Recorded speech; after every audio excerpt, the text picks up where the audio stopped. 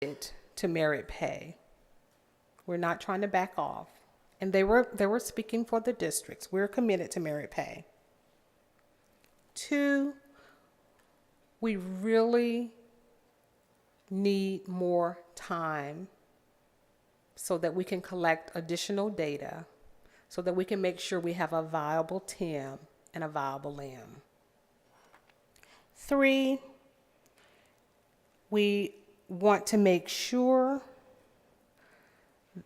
that you know, as a DOE, if we feel that if we have another year of hold harmless for SLOs, we will actually have better data.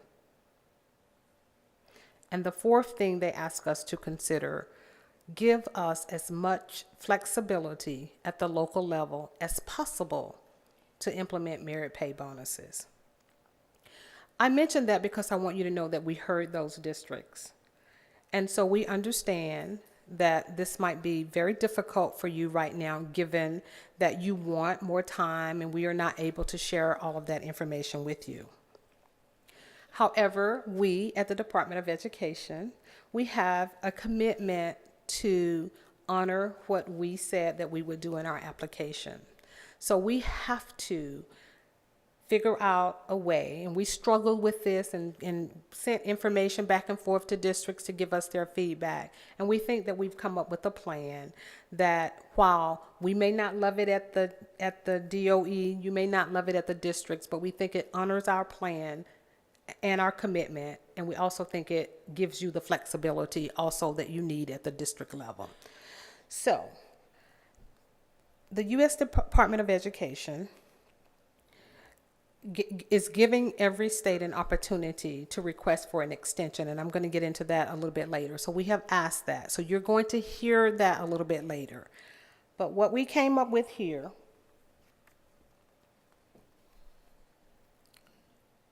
is how can we deal with this, given that we have to do it by the end of the grant period.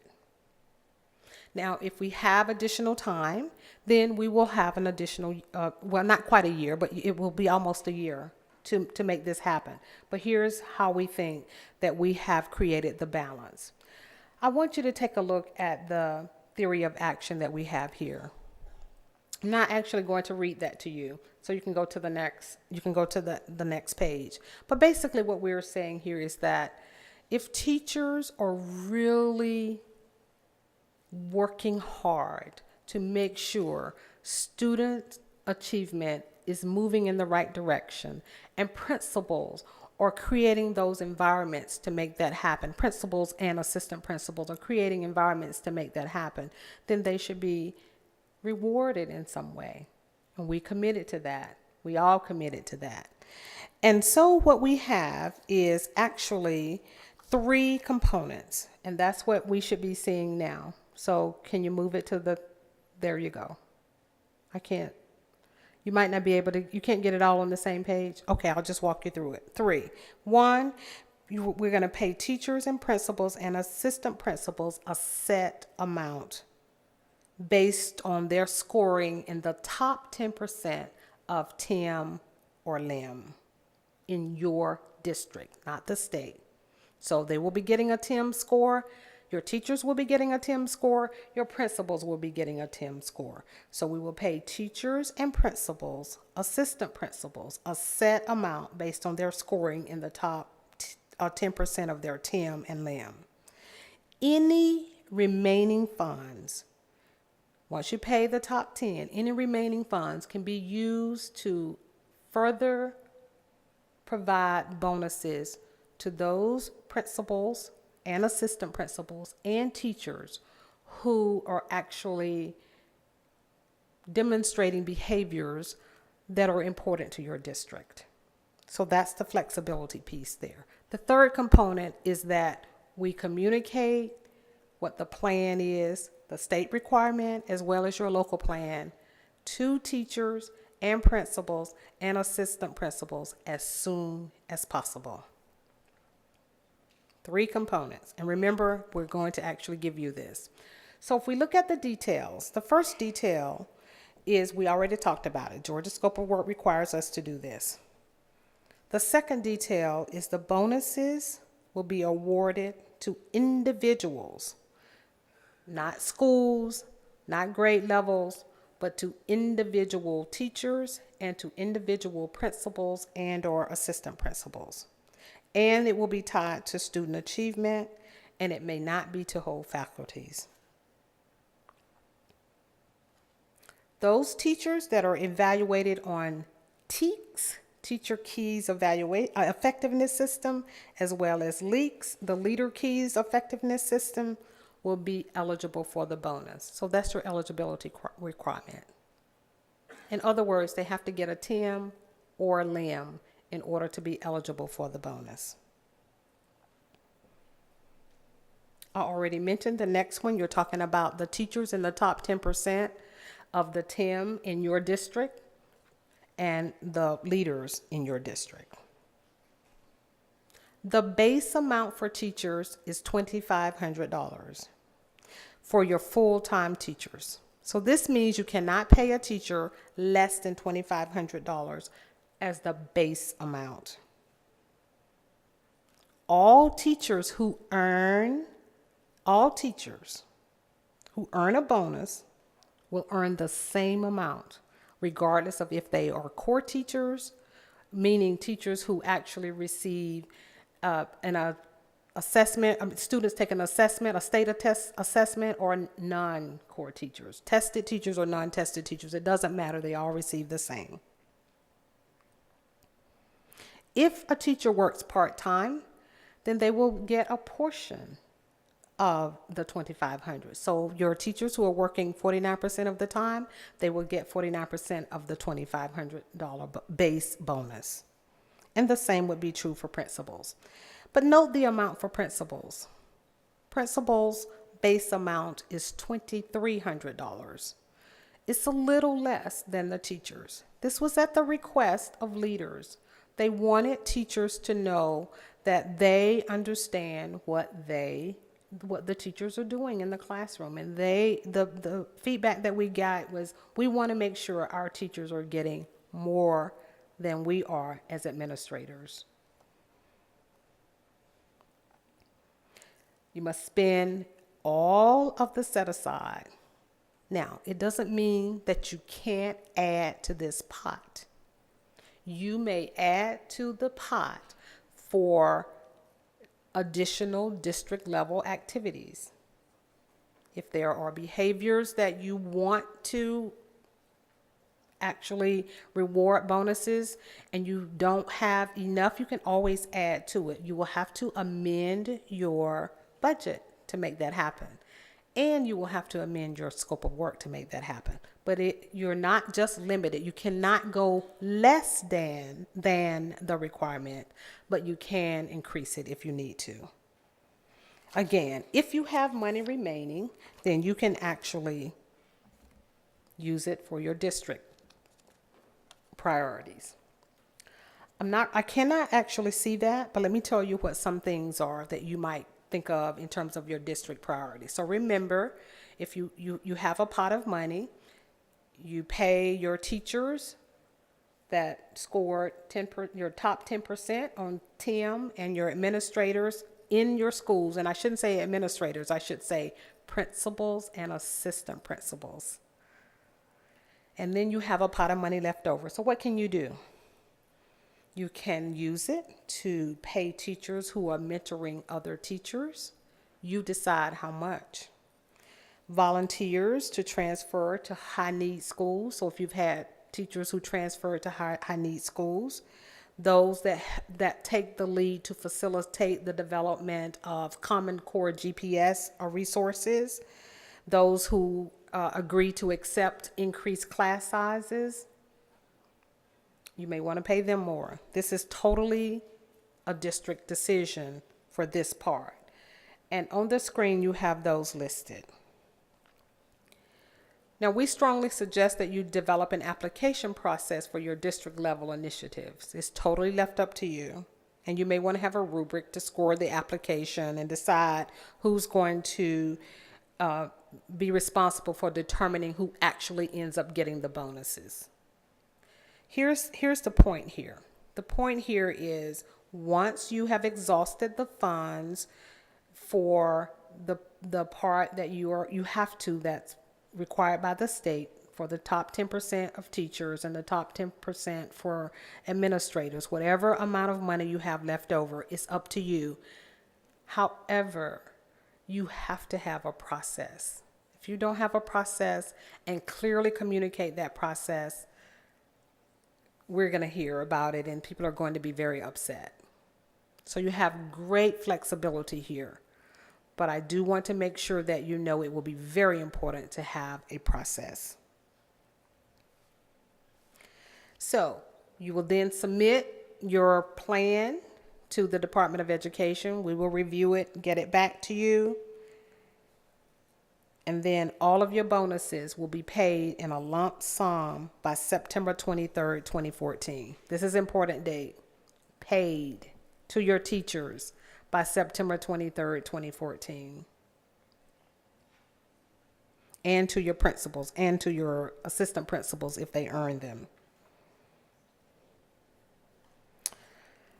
The next sheet shows you the dark part there. I don't know if you can actually, but I'm going to really emphasize this. The Department of Education is requesting a no-cost extension. We're requesting it for the Great Teachers and Leaders part of our application because we believe if we have more time, we will have the quality of our product will actually increase. So we are going to do that. However, right now, we do not have that extension. So we have to act as if we have to do everything by September 23rd, 2014. Immediately, when we know something from my close and personal friends at the U.S. Department of Education, we will let you know. And hopefully then you will have additional time to implement this part of your scope of work. But for now, plan as if this is going to happen September 23rd, 2014. And then the last part has to do with the communications. You want to make sure that teachers are told, your principals and your assistant principals are told. We will ask the superintendent to sign an assurance, and then we strongly, and we know you will do this, but we want to make sure, we strongly encourage you to have your HR people at the table at the beginning of the discussion. As opposed to saying, well, here's what we're going to do now, let's go tell our HR person. You want to make sure your HR person is at the table. They know all the nuances about HR. The process, how you made those determinations will be key, and they can serve as a resource for you. Again, we are requesting a no-cost extension. We are hoping that we will get it. As soon as we know, we will let you know, and hopefully then we will be able to delay actually implementing this program. In the meantime, though, you are going to include every penny that's reserved for merit pay in your FY14 budget. So that way we can make sure that we see it. Now, I'm gonna pause for a moment and break my own rule. I said wait and hold your questions, but I want you to tell me if you have questions.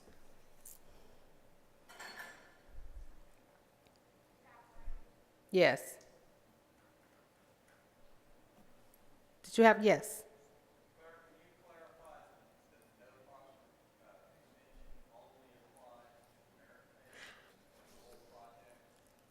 I am so glad that you said that, because the very next slide has to do with the no-cost extension. And so I'm going to walk through that. And it does not, but I'll walk you through that in a minute. Question? Yes.